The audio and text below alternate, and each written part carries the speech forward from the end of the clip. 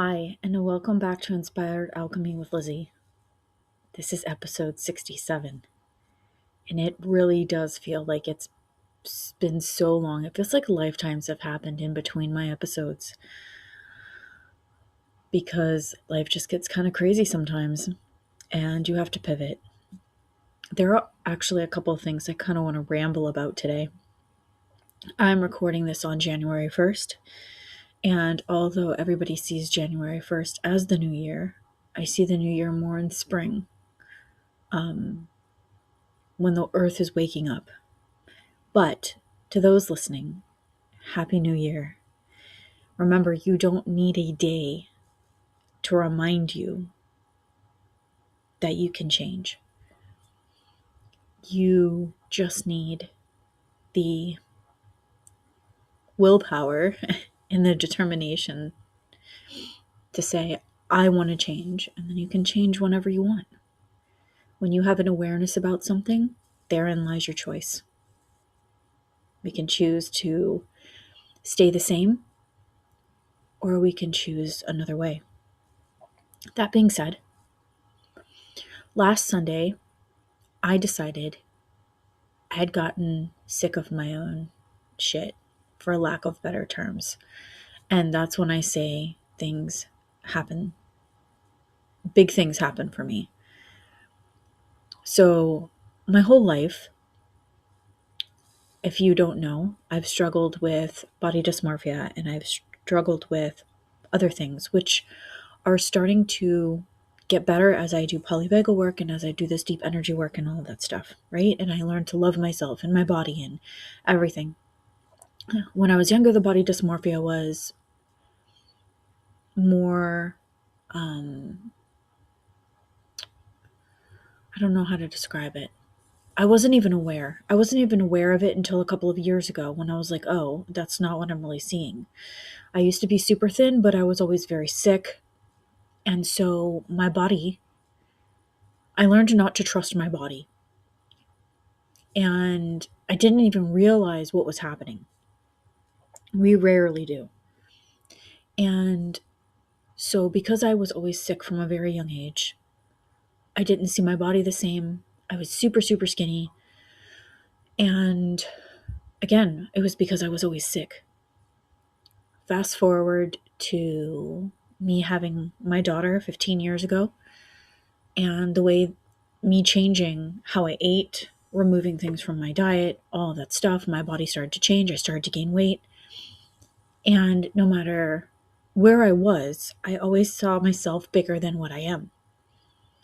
And yes, while I do need to, lose some weight and do these things right, I'm not seeing myself clearly.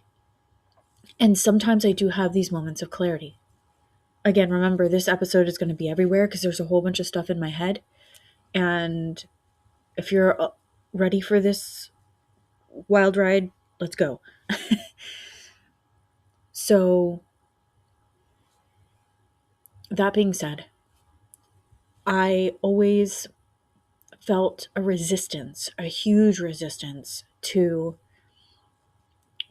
not like working out in public. I would work out in my room and I would work out at home. And there was a time where I did constant movement and yoga for about 2.5 years straight without missing a day. And I attribute doing that to a lot of the work that led me into a lot of the work that I am doing now. And then I stopped. And so, like I said last Sunday, I was like, you know what? I have a gym membership. Time to go. Got up 7 o'clock at the gym. I was hating the whole way there. And when I say I was hating, I was finding every reason not to go. I was scared people are going to be recording in the gym. I know that, there's content creators and I know this and I know that.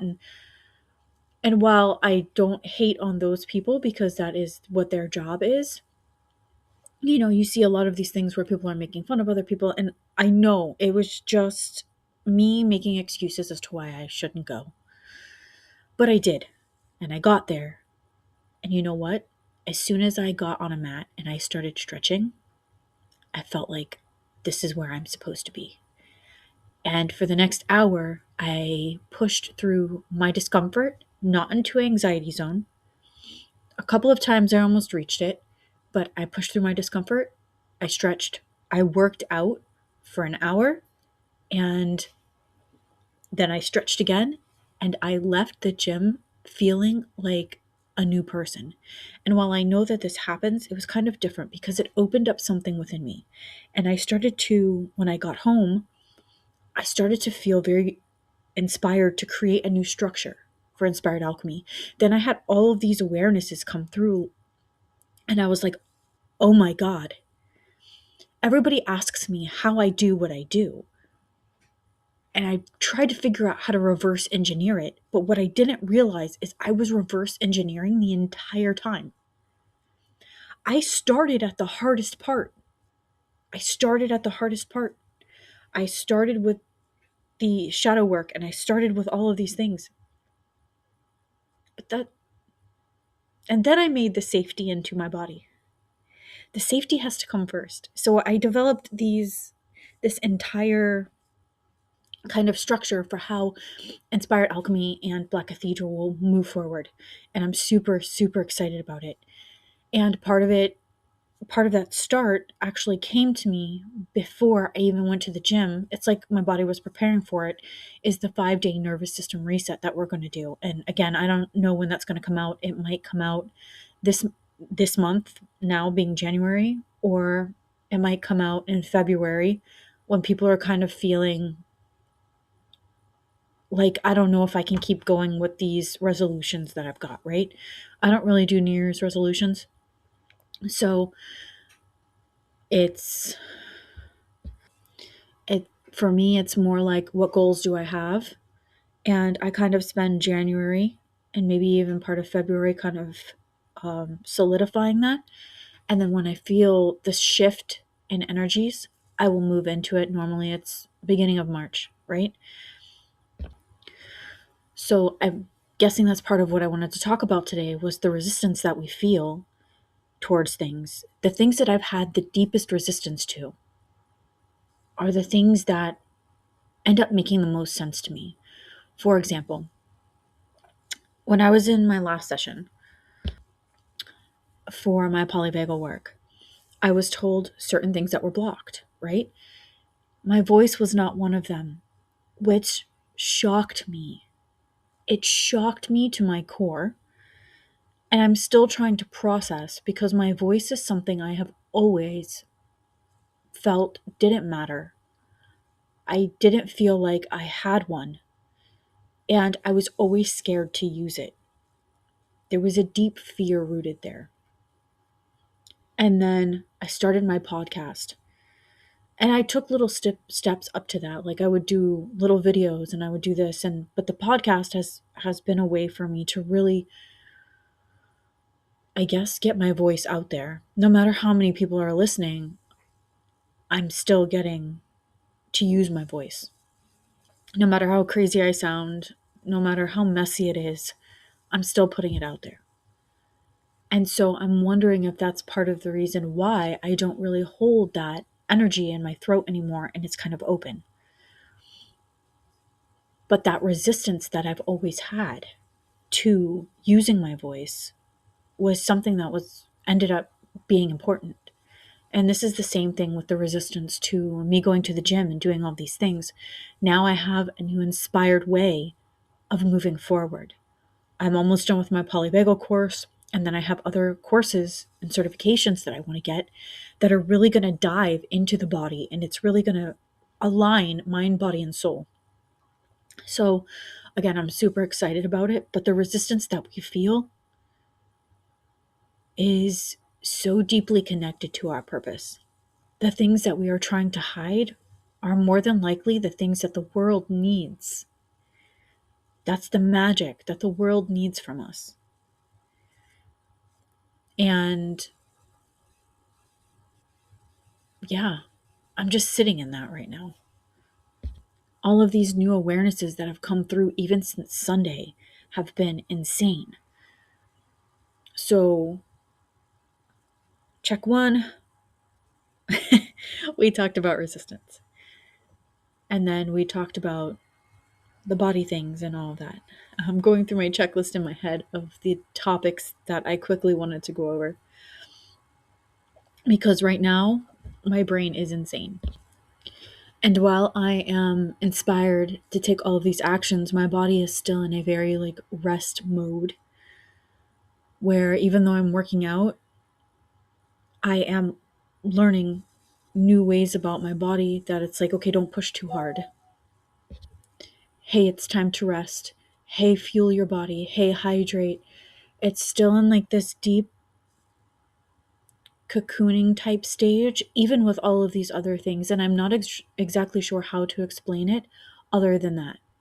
Still cocooning, but inspired and building, I guess, building within the cocoon. So when spring comes, you can emerge stronger, right? And different. But it's a very slow process, even though it feels accelerated at the moment. Again, none of this might make sense. It might be super messy. That's okay. I never said that I wasn't messy.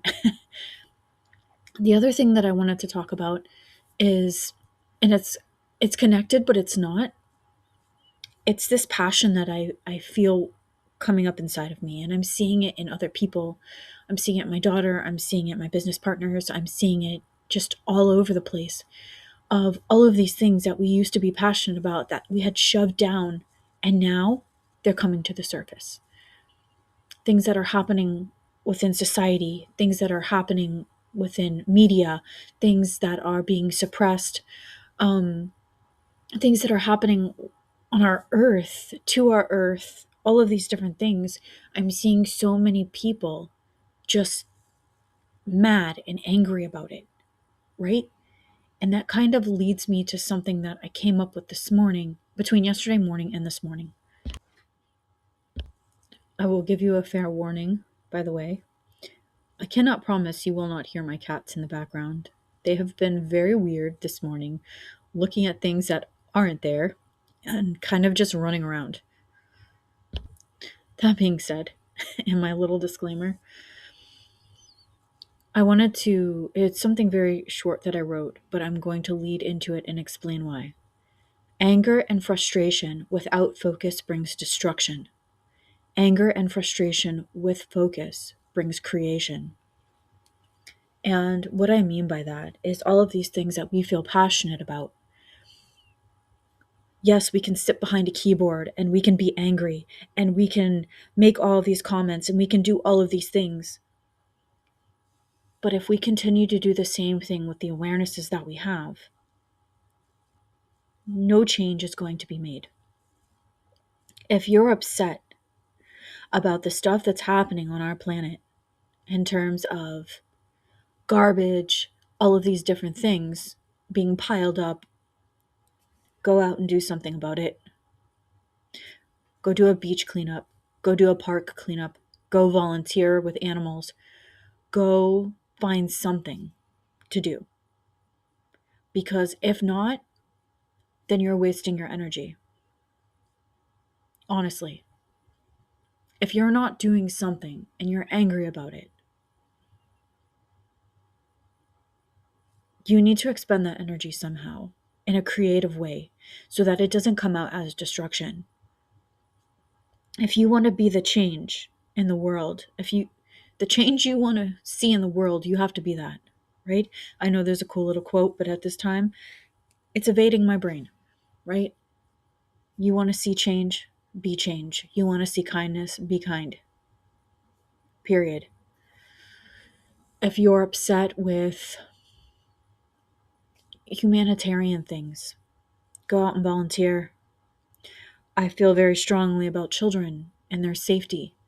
So every year, this year we didn't yet, but we work with charities and foster care kids. And as a kid, like a little kid, I believe that me wanting to work with foster care kids stems from the fact that I want children to feel loved the way that I wanted to be loved when I was a kid. And so we've worked with foster care kids since my daughter was a baby. I have given tons of fabric. Like, I collected fabric from people that they weren't using, and I gave that to a project. I don't even know if they're around anymore, but Project Linus, where they would make blankets for premature babies and for babies in need.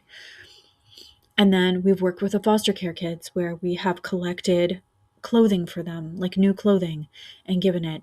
And we've worked with organizations like Together We Rise. And I know that they changed their name. I don't know what the name is right now, but I recently saw that they changed it, where we would raise money, and with that money, we would be sent duffel bags, because if you don't know, foster care kids, they carry their stuff around in garbage bags. They're not given actual bags. So in that bag, we would put a teddy bear, a blanket, crayons, something to color with, and then we would go out and we would get hairbrushes, tissue, and a couple, like a bar of soap, a toothbrush, like things like that. We would just go to the dollar store and we would get these things, and we would stick them in the bag with the other things that were sent to us, and we would decorate the bags, and then we would go and deliver them to one of the foster care agencies that's here. While I don't do a lot, I would love to do a lot more work within the community, and I know that I will be able to as my capacity grows and things like that. But and I'm not telling you these things that I'm doing to pat myself on the back. Not at all. I'm telling you because if you want to see change in the world, you have to go out. Even if it's something small, you have to go out and do it. You have to go out, and no matter how small that ripple is, it could be a smile at a stranger. You don't know if that's going to change somebody's life. My daughter decided that she was going to put some of her story online. She connected it with Stranger Things, right? Which, if you would like an episode once the dust settles for Stranger Things and how people are feeling, she said that she'll help me come up with an episode for that, because we have thrown ideas and theories and stuff back and forth, and I know that there is a deeper meaning in there. So that's on another note. If you guys want something like that, let me know. But again, I'm not saying this stuff to pat myself on the back or anything like that. But my daughter decided that she was going to share some of her story in relation to some of her feelings and some of the struggles that she has. And she was brought to tears by somebody who commented and told her, "Thank you for sharing this. For the first time in my life, I don't feel so alone in my journey." My daughter's 15 years old. Kids don't think that they can make a difference either, and they can. But we have to lead by example, either as their parents, their guardians, their trusted caregivers, adults that they can trust, and nurture that in them. Show them a way to take that anger and passion and frustration and focus it into something that they can use to change the world, instead of using it for destruction. Nurture it into creation. Again, if we want to see change, we have to do it. If we have an awareness, we have a choice to change. I know that this episode was all over the place, but I think that I kind of touched on everything that I wanted to touch on.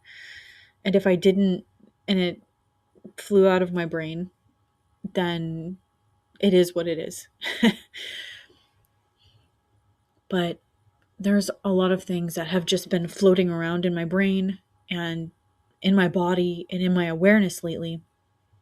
And I kind of just wanted to get those out in a messy way, because I feel like even though they're messy, the message still needs to get out there and still needs to be heard. So if you have a message if you feel like something needs to get out there, no matter how messy it is, no matter if it's a 15-second video of you going, hey, you're not alone, or whatever it is, do it.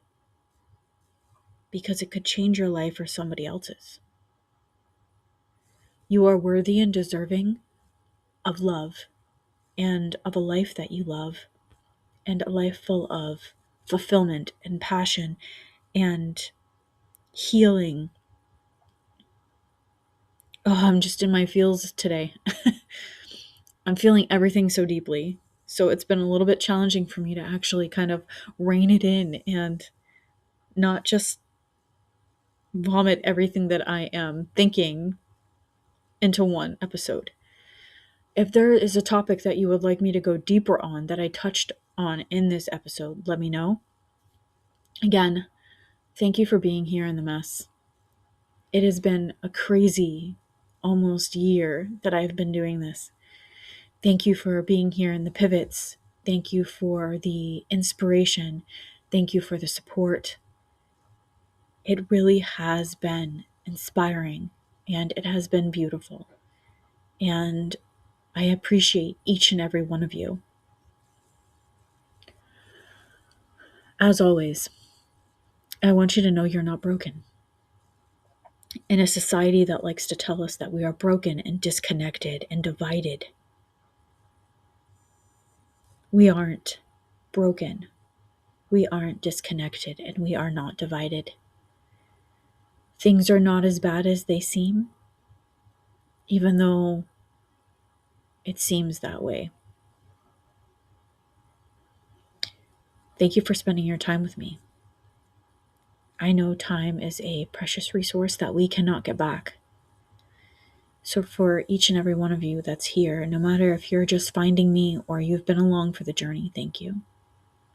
From the bottom of my heart and soul, thank you. We will be doing the 5-day nervous system reset.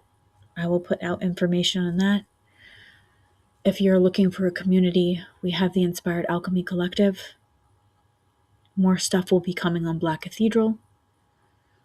And until next time, just know you're not alone. You're not alone. And you are loved. If you are here, you're an alchemist. And I want you to keep going. You're needed here. And you're wanted here. And there's nothing wrong with you. Keep creating alchemy. And until next time.